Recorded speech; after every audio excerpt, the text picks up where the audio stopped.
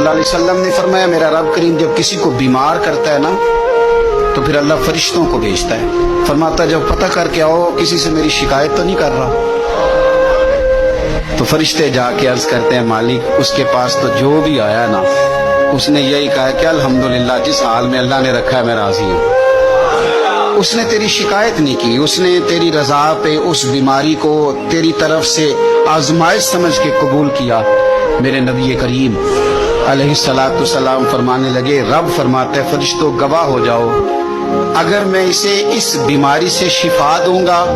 تو جو اس کے پاس خون ہے اس سے بہتر خون اسے عطا کروں گا،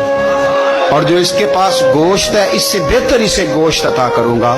اور اگر میں اسے اس بیماری میں وفات دوں گا تو پھر میں اسے جنت عطا کروں گا۔ اگر شفا دوں گا تو بہترین شفا دوں گا، اور اگر وفات دوں گا تو پھر جنت دوں گا۔ جب آپ حوصلے کے